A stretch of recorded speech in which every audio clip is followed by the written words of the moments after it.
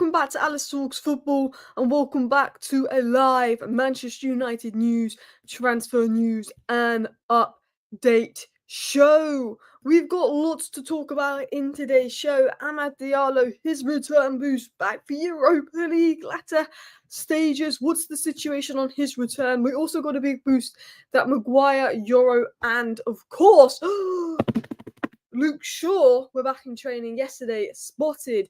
We've got updates on the goalkeeper situation. We know that Onana is not safe. There's interest in Saudi. And, there's a couple of goalkeepers linked to James Trafford, but he looks Newcastle bound. But Joan Garcia was a name I mentioned a couple of weeks ago, and I said I wouldn't be shocked. Now we've had more links to Joan Garcia today. Obviously, the whole situation, and I've completely spelled his name wrong there. Hugo Ekitike, however you say his name. More links to him, the striker situation. Who is Manchester United's #1 striker target? News and updates on Rasmus Hojlund, his future, and a change in plans for the striker. Roger Fernandez, new right wing back target. What's the latest on that?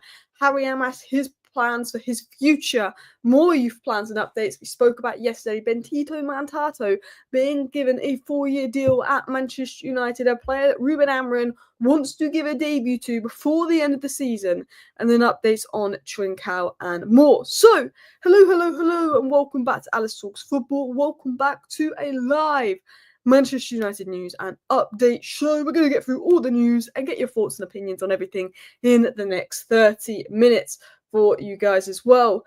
But we're going to dive into news. We're going to dive into the stories. And of course, my favourite thing to talk about is Amad Diallo and when he will be back and when we'll get to see this beautiful player on a football pitch for Manchester United again. So we've got a couple of stories coming in here in regards to Amad. Amad is ahead of schedule in his recovery and has a good chance of playing again before the end of the season around May. Some reports suggest he could be ready late April, although Man United do not want to take risks unless he would be needed for the second leg of a semi-final if we beat Lyon. So obviously, Amad Diallo is expected back in the next month. Now, they reckon he'll be back training end of April, maybe ready to play beginning of May, but Man United might not want to take any risks and just say, you know what, last 2-3 games of the Premier League season, let's not risk him. But if there's a situation with the Europa League the Europa League semi-final is the 1st of May and the 8th of May. That's when the 2 legs are going to be played.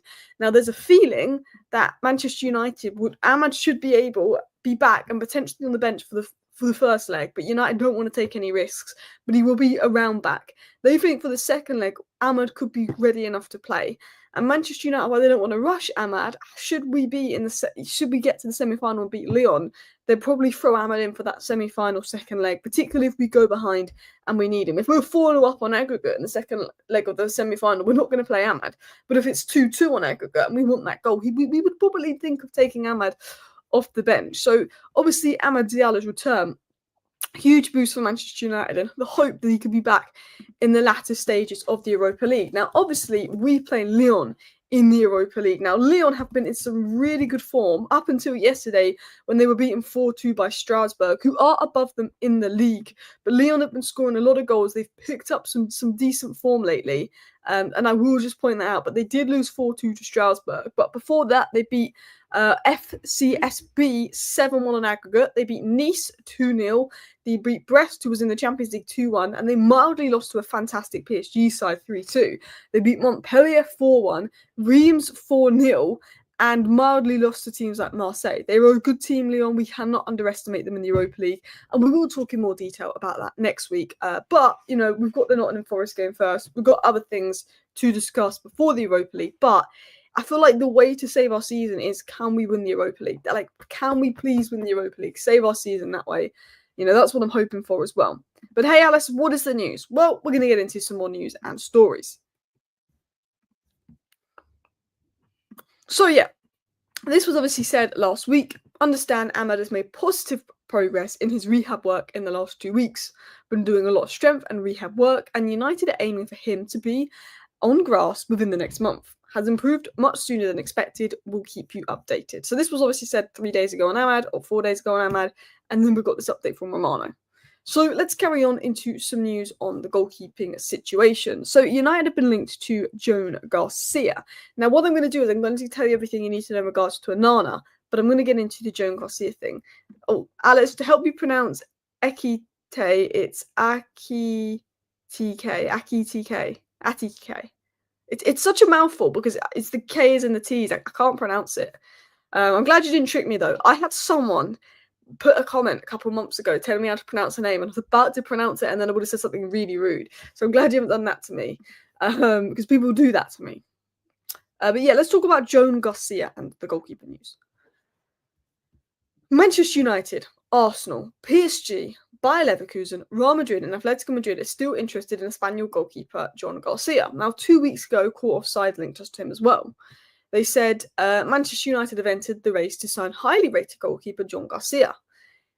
These were notes that I made. He's been fantastic overall this season. Barcelona and Chelsea will be looking at this surely as well. He's a good age. He's ready now. He's good on the ball. I think what I've noticed from him, and I'm not going to act like I've watched a load of him. I've watched about 2 games. Very good at and comfortable at claiming the ball. I think Onana, it's like sometimes he comes out and you're like, oh, he's going to spill this. He's going to spill. This guy's very good at claiming the ball and dominating his boxes. 6'3", and I think that's something that we could definitely do with in a goalkeeper. So that's sort of the news on Joan Garcia. But I want to actually talk about him. Not him, sorry, the goalkeeper situation. So what is the situation on Onana? So we've always assumed United's priorities were right wing back, centre back, pivot player, which is a centre mid, a 10 and a striker. We've always assumed that was the 5 priorities. We missed out on Kenda. With Bendito Mantato who's going to be given a new deal. Ahmad is seen at being able to play right wing back. The low doesn't look like he's going anywhere. Despite Real Madrid interest, they're getting Trent. Mazraoui isn't going to go anywhere, and he can also play right centre back. So there's a feeling that we might not be going for a right wing back, and instead we could be looking at goalkeeper. So what's sort of been said in regards? What's that? Oh, there's a spider. Ooh, go away. What's been said in the goalkeeper situation? So I'm going to tell you everything that reliable sources have said. Manchester United are open to selling Onana. Ruben Amorim is open to bringing in a new goalkeeper. That has been said and confirmed by reliable sources. Now, it's not a priority, but if there's an opportunity to do it, United would look at it.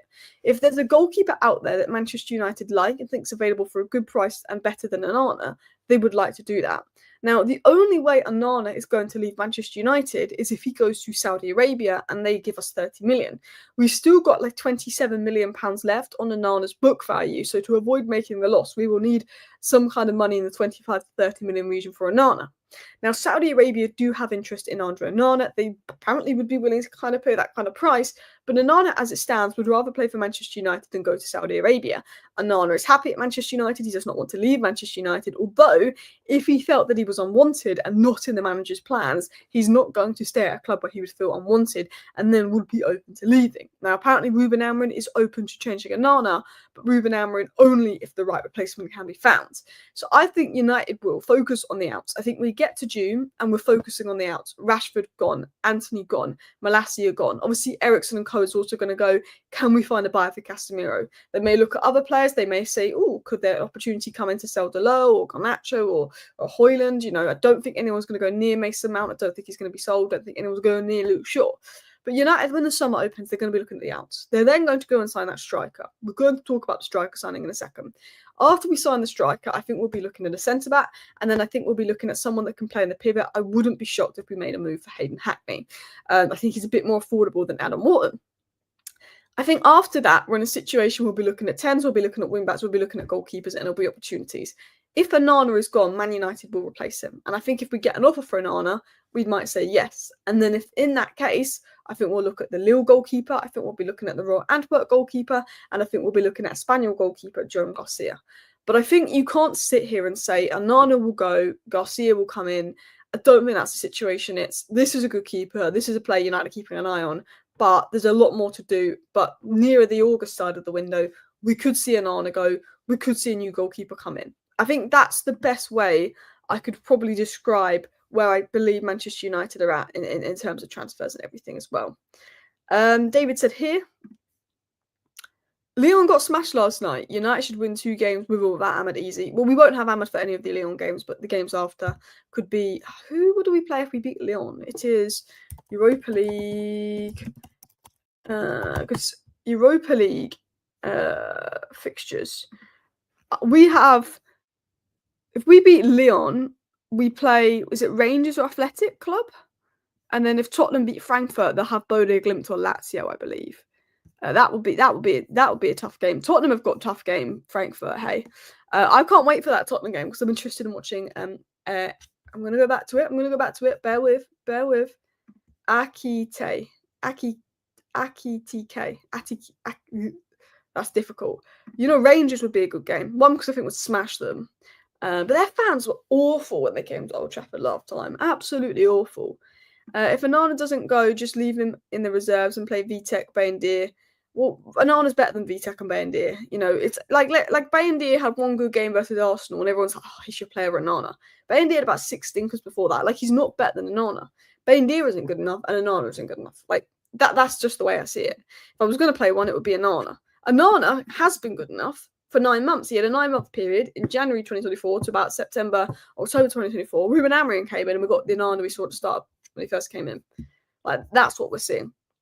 But yeah, let's continue on into some more news and more stories. I mean, I've not watched enough of VTech. I've not watched enough of VTech to say comfortably that, all of that. But I wouldn't be shocked if VTech was better than Bayindir. I don't know if you can say he's better than Onana, but he's playing in the Austrian Bundesliga and he looks all right. VTech could be one. Maybe we could give him a go. Dean Henderson's probably our best keeper, and he's at Palace now, isn't he? So United versus Rangers would be epic. Is that a semi-final then? That if we beat Lyon and Rangers beat Athletic Club, which I don't think they will, then I think we'll play Athletic Club in the semi. Buying back Kovar. I mean, he's second keeper at Leverkusen, isn't he? It's actually Ekutk.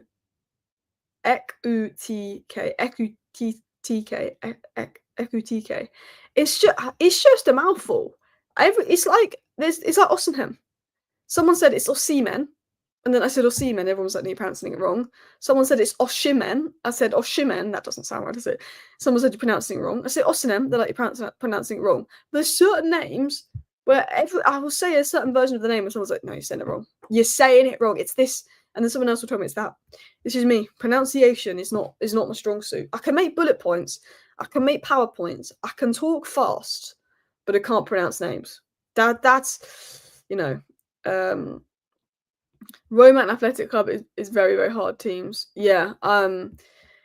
Big games. But I hope we win the Europa League. I'd like Spurs in the final.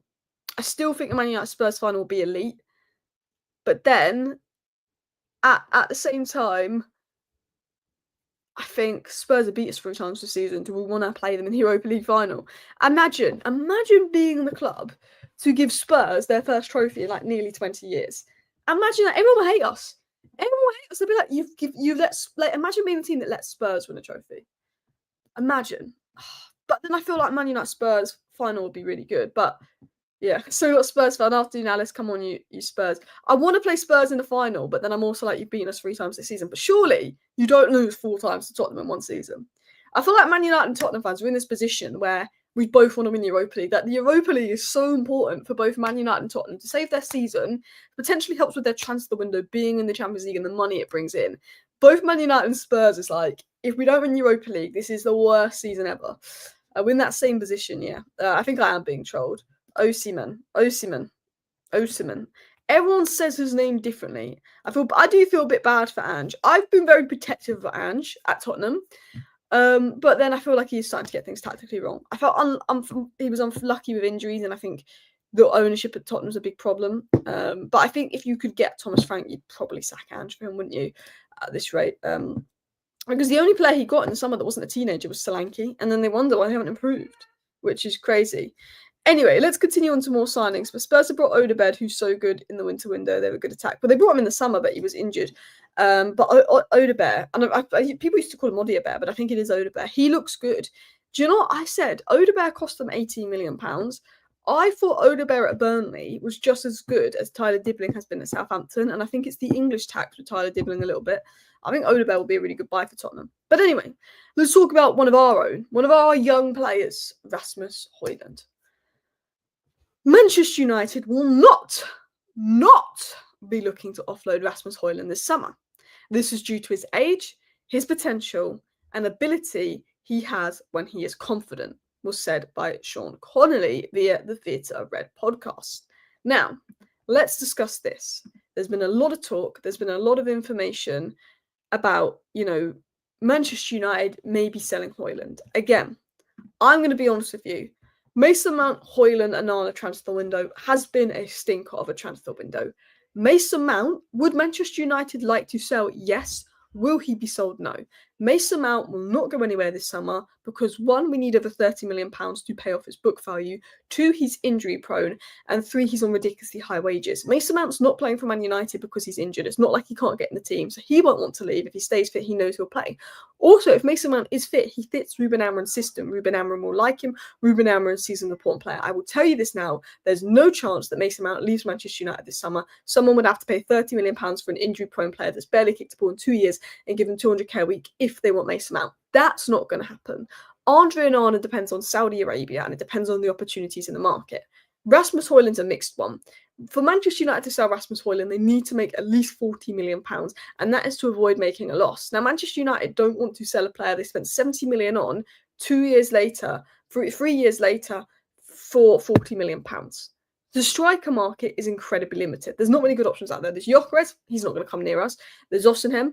Then there's Sesko, big risk. Ekite, big risk. Jonathan David's on a free, but, there's not many good strikers out there. The best striker is Isak. The second best striker is Haaland. We ain't getting any of them.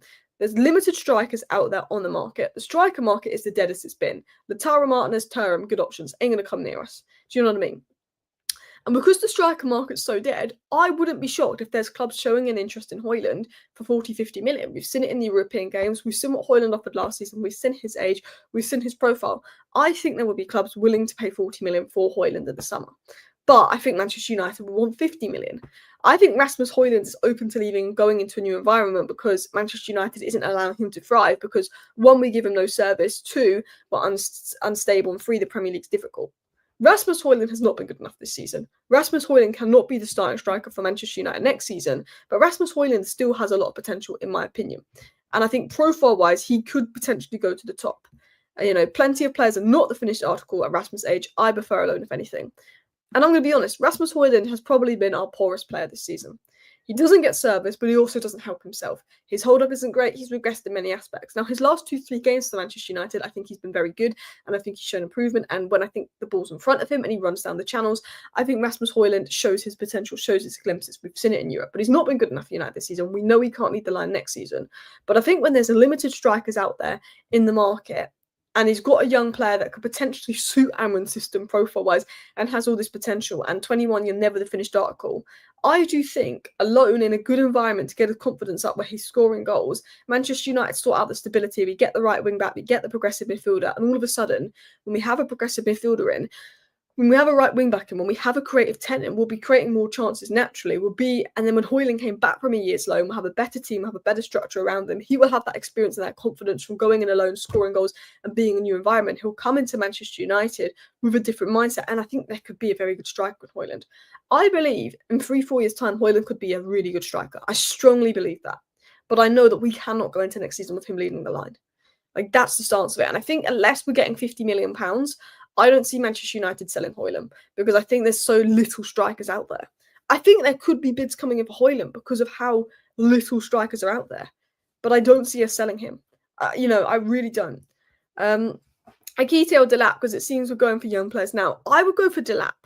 Okay, and that people are going to think, what you on about? I think he's a bit more physically made for the Premier League. He's playing for not the best Ipswich side. He's got 10 goals in, I think, 24 matches this season, which is nearly, which is decent for an Ipswich side. He's only 21, 22 years of age, but I think he has a bit more physicality, and we've seen it in the Prem.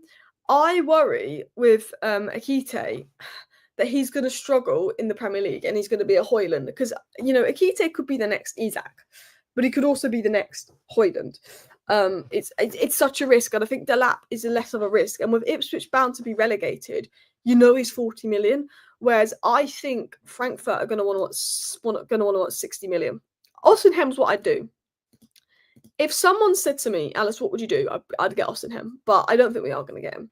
Ironically, I think Rasmus has started improving in the last 4 or 5 games. A lot more channel runs, a lot more chances. Maybe just needs pre-season assistant potentially. There's potential there with Højlund, but we need a striker next season that can score goals. He's not ready. Steve says this, which is interesting. For me, how he performs the remainder of the season should determine Højlund's future. Up for him to prove he can finally step up to the mark. If not, he can't complain he hasn't had a heart. He can't blame he hasn't had time. I agree. I do think Højlund needs to improve, but I do think elements we aren't creating loads of chances for him. It's a mixture of the two. Højlund needs to do better, but we need to do better. It's a mixture of the two. But I agree with that. That sounds fun, getting an attack in midfield and attacking right back, creating more chances to give the striker the opportunity to do it and bring Rasmus back a year. I just think alone for a year for Rasmus, new environment, get goals up, build the team, he can come back into a more creative team. I think he can work. Osimhen, I can see being open to joining, considering he accepted a loan to Turkey and potentially an open to Saudi. Yes, I think Osimhen is open to joining United. Look at the links to him. Look at the amount of talk Osimhen's agent is coming out with. I think Osimhen is very, very open to joining Man United. Look at what his agent is coming out saying. I just think that he will want wages. And I think the only thing that stops Osimhen coming to United is wages. I think he's a little bit greedy for them wages. And to be honest, he probably deserves good wages. But I think that's the situation. So I think Osimhen could be open, but I think it's wages. And I think Chelsea might bend over and pay those wages. I think they will. I've seen a picture of Cheeto from United of him training, and at 17, the frame and height, if he can get more chances, he'll be a problem for defenders. Cheeto definitely, but he's 17. Cheeto's one of those guys that in 5 years' time, he will still be young. In 7 years' time, we'll be talking about Cheeto starting to enter his prime. So we need to definitely get someone in now. But Cheeto, it could be, we have Osimhen for 3-4 years. And by then, Højlund could be ready. Cheeto could be more so ready. Cheeto's 5 years younger than Højlund, just to put that in perspective, how young Cheeto is. This is interesting from Alex. Look at Ahmad. Much of the fan base weren't convinced until we did well on loan. Rasmus might do the same. Exactly. I remember people weren't convinced on Ahmad. I think I wouldn't write Rasmus off, but we need a new striker. This is my stance. If you get 50 million for Rasmus, I can 100% understand selling him. If you loan Rasmus out, I can 100% see it. If you keep Rasmus as a backup striker, I can 100% see it. The only situation I don't want is Man United not signing a striker in the summer, but we won't do that. Manchester United's priority is to sign a striker. Manchester United know it's incredibly important to sign a striker. Manchester United will sign a striker. They may not offload Højlund, but a striker will come in. Sancho can leave. Sancho should leave.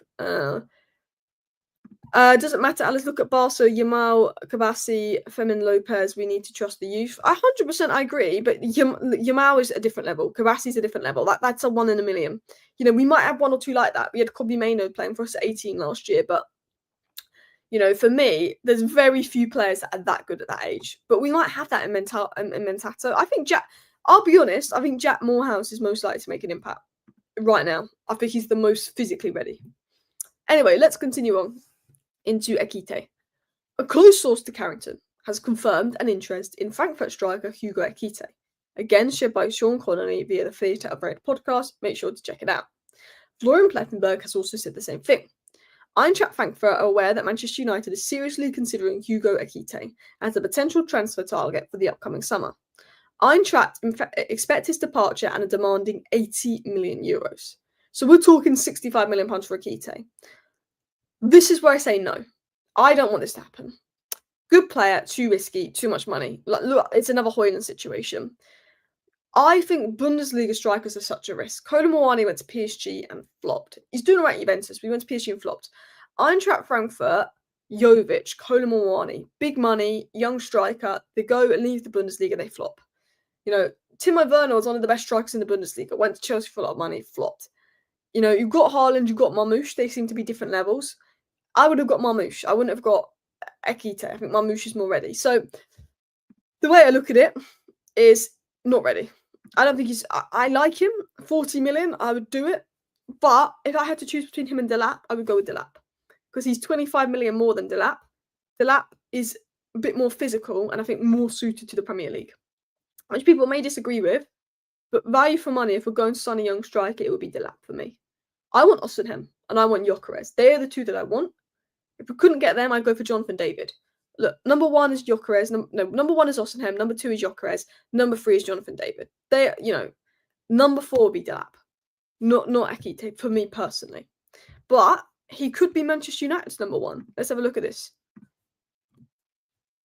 With Manchester United targeting young players, the former targets like Sesko, favour and move to Arsenal, Hugo Ekitike and Liam Delap have emerged as United's two priority striker targets. While Victor Osimhen has admired he may be too expensive, and Gyökeres is reportedly seeking a move to a top club.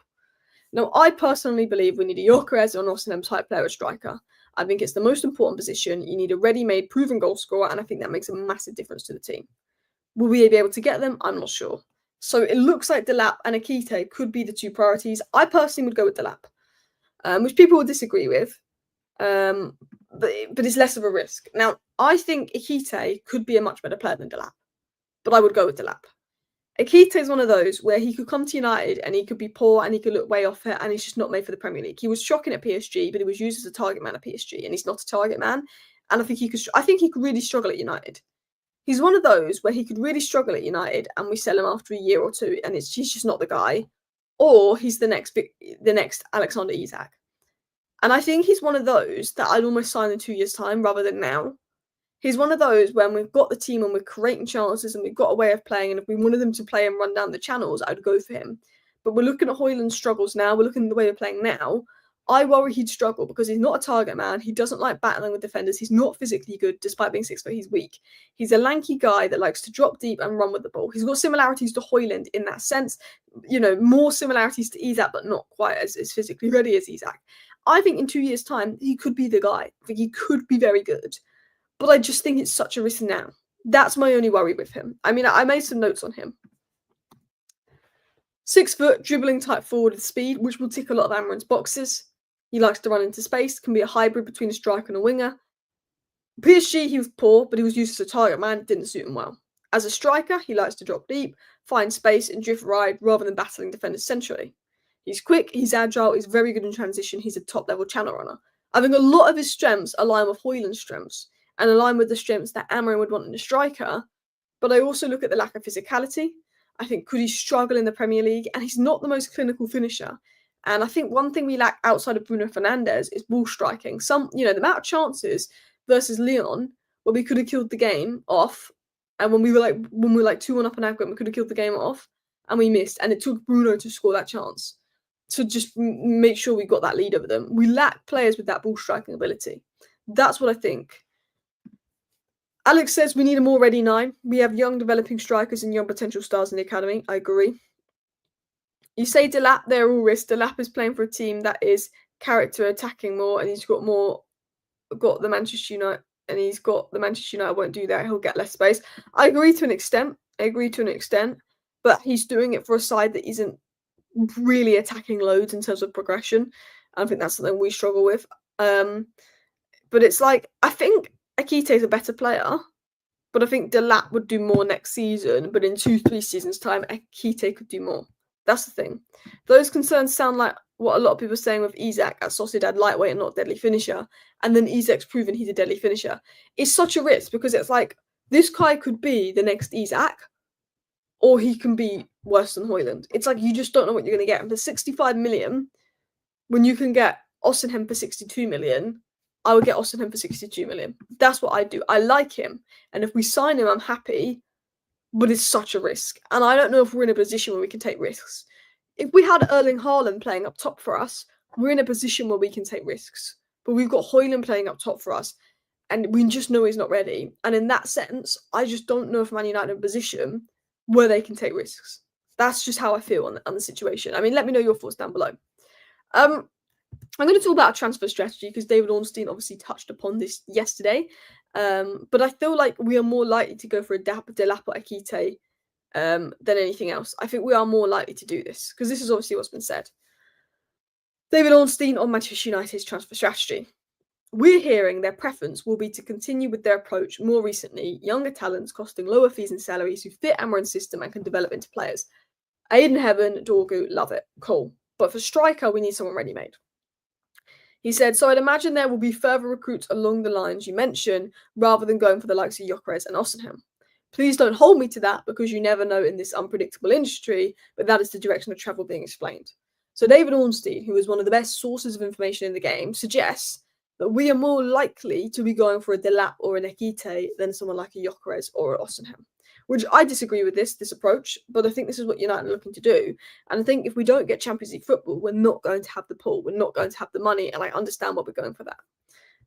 So I said no more Serie A strikers, but I would take Lautaro Martinez and like Thuram. I'd even take Vlahovic if he took his wages down, to be fair. So I think Serie A have got better strikers than most of the leagues at the moment. If we're in a different state of club, would be nice to be able to risk on him, but can't do it now. I agree.